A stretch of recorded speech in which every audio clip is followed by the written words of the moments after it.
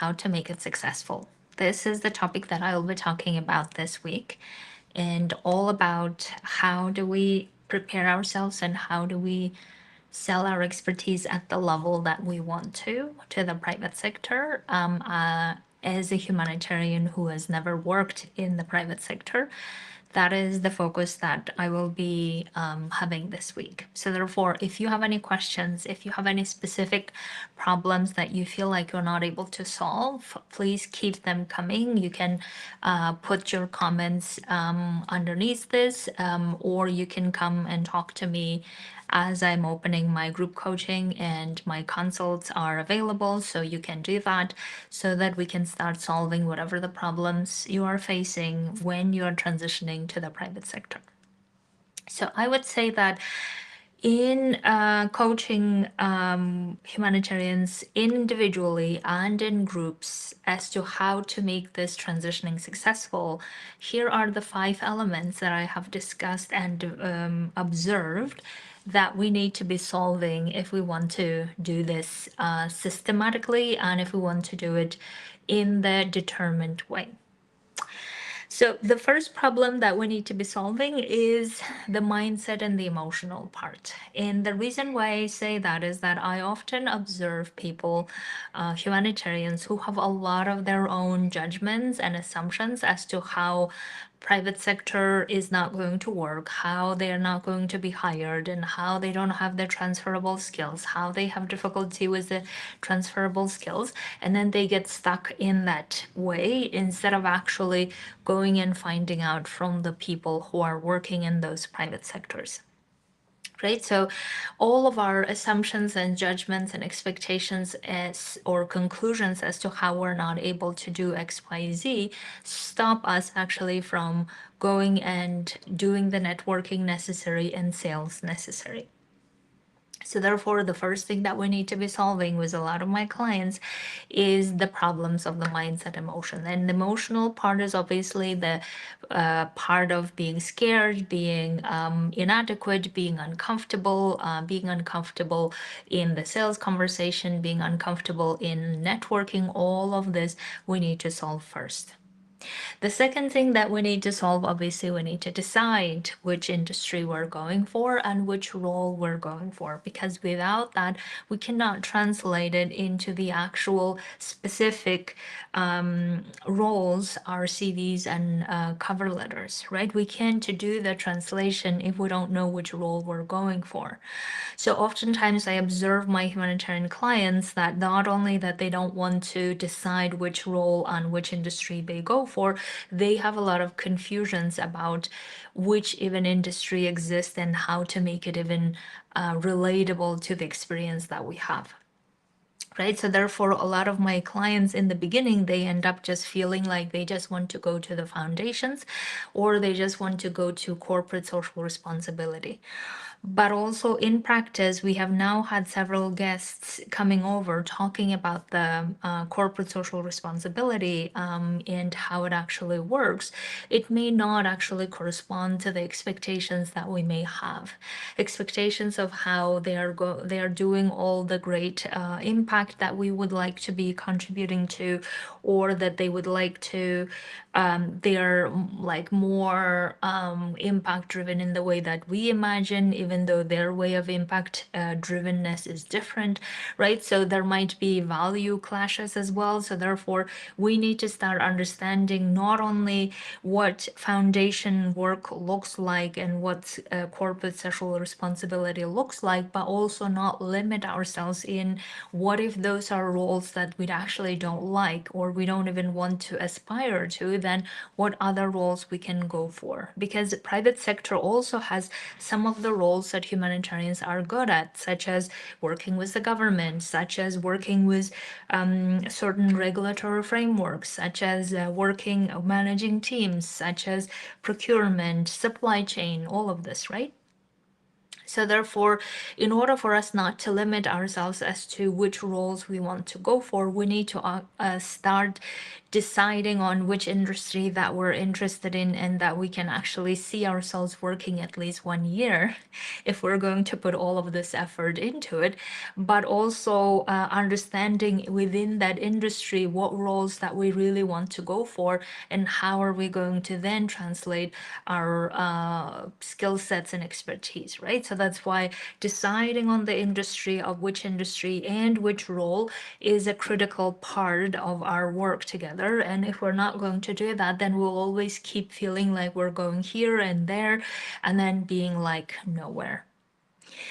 So the third element then is once we understand what position that we're targeting and what companies we're targeting, is it the small scale, the middle, and big corporations, right? Whichever the one that we're targeting, then we need to understand how are we going to position ourselves to those roles and companies. And in order to position ourselves and get good at crafting our offers of what we're offering, what solutions we're offering, we need to do heavy networking. And the networking cannot be anything that is like feeling like we're asking for favors and we're asking for, can you please save me kind of thing. That's not what we're doing, obviously. But we need to come to those networking with a certain level of confidence and certain level of knowing what is it that we're offering to them. And also knowing that whether what we're offering to them will be accepted or desirable or in demand, or we're just coming up with solutions that they may not even need, right? So that's in order for us to get good at crafting our positioning and offers, we need to do more networking. And that for many humanitarians is a very challenging task to do, or they have a lot of their inner fears and judgments about how it's not possible or how it's difficult. And that's how we spend a lot of our time not networking, or even if we do networking, we feel like after 5, 10 times of networking, it's already a lot that we have done and it's not working, and therefore we start making conclusions that are not useful for us.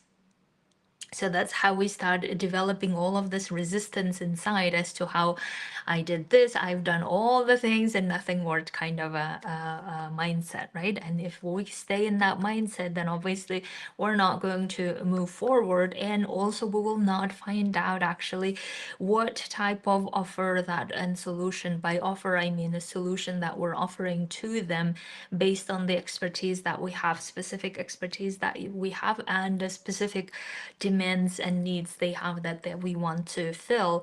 In order for us to be able to make that offer compelling and proper, we need to be networking to understand what is it that they're needing and how and all of this. And ideally, the networking that we will be doing, I really encourage my clients to pursue several objectives in those networking, right? So one is obviously learning about the company itself, in the intricacies and nuances of the company. Two, understanding where in the company we can actually position ourselves, where we see our role in that. And then the third is, can we get those people refer us to the right people, or best even advocate on our behalf within their companies. And the last point is obviously getting us to talking to the decision makers, CEOs and CFOs, whoever is making decisions in that company. We want to be having conversations with those. These are the reasons why we're networking, right? Beside having our offer crafting and tailoring to what they actually need, we need to be networking to find out all of these and ideally pursue these type of outcomes. And in order to do that, obviously, we need to feel confident and comfortable doing it. And also, we need to be learning about how to network with the right people, meaning that are we first targeting the level, the lower level in the company hierarchy, or are we targeting the higher level, the mid level? Why are we targeting them? What are we trying to get out of them? All of that thinking is required for us to be able to say, okay, I'm going to be networking with this company for this role, and therefore I need to be strategic about which people around that role I will be targeting, right? Because also the other thing that we need to keep in mind is that if we're going for a mid-level career at least, then we want to be positioning ourselves at the mid-level roles and arguing and knowing what is our arguments as to why we can be competing for that role. And at the same time, we need to be mindful of if we're asking for, let's say, 100K, 200K salary, then we also need to be solving problems at the double of that amount so that the company earns from hiring us, right? So if we're asking for 100K, then we want to be solving problems at 200K level, and how our arguments as to why we're able and capable of doing that, we need to be very clear on that. And then the last point, obviously, is the sales conversation or sales pitch, whichever the way that you call it. It doesn't matter. It's what the conversation about sales is really us selling our expertise to them and them buying that expertise or not buying that expertise, but knowing also why they didn't buy. And this is the part that makes a lot of people feel very scared. And I hear you. I also had that experience in the beginning. And then this is thankfully a learnable skill that many people learn, even people learn on purpose.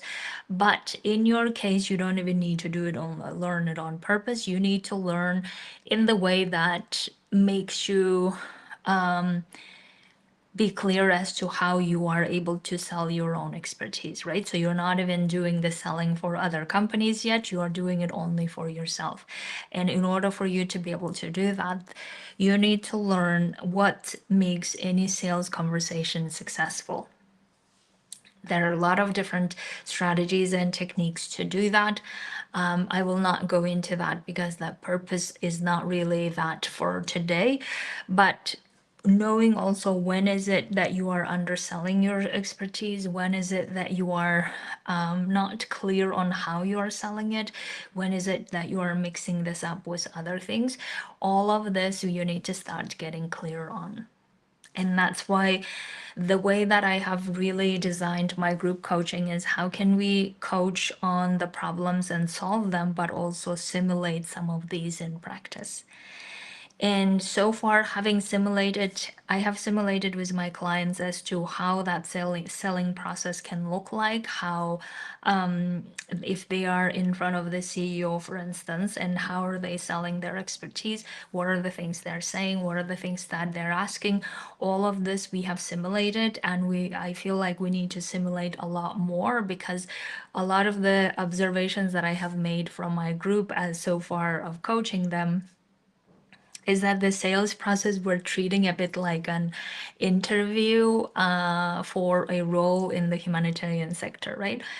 And obviously, on the one hand, this is how we're all used to doing it, and I hear this, but on the other, that may not be at all useful for the person who is in front of us, right? So sales process in the private sector may be very different than the sales process in the job interview.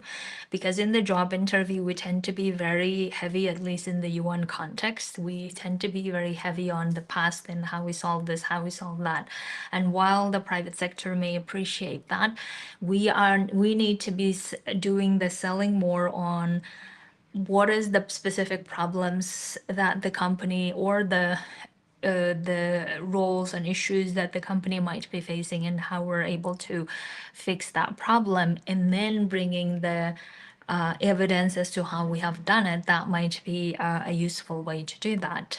But we still, if we are at the stage of selling with the decision maker, then we better be ready to have all of our skill sets, arguments, and insider information together so that we can craft this selling process better, right? So we cannot do the selling well if we're not having these elements especially if we haven't worked inside that company in the beginning or before earlier, right? So therefore, selling process is a beautiful combination of us knowing our expertise, us knowing what is it that they're specifically wanting from us, knowing the nitty-gritties or the nuances of the company, and then knowing in advance what is it that we're pitching and how we're pitching.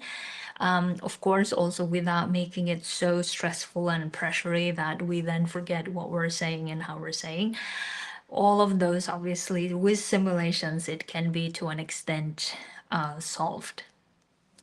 So therefore, these are the elements. If you're doing this on your own, you need to start getting good at it.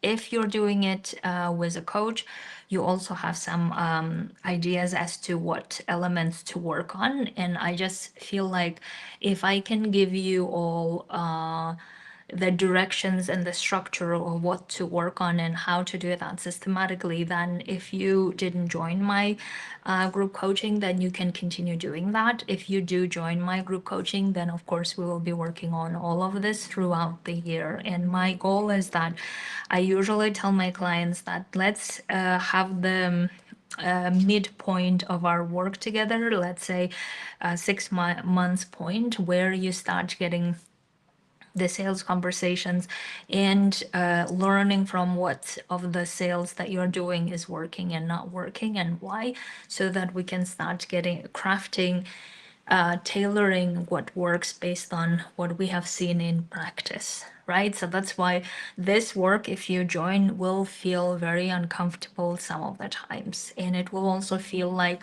this is something that you have never done before, and therefore you don't know how to, and all of this will come up, and that's okay. That's why the coaching is there for, that's why the simulation's there for. But any of the simulations that we do, any of the coaching, you need to then, of course, start putting this into practice in the real world. And that's the only way we know how of what's working and what's not. And the more we do that, the more we gather the information and the more we are able to position you in the way that you would like to.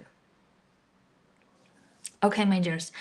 I feel like I have covered a lot, but as I said, throughout this week, I will be talking about different nuances of the transitioning to the private sector. If you have any questions, you can keep messaging me or come to the consult and tell me, or join the group, and then we will keep working on those questions, on those problems.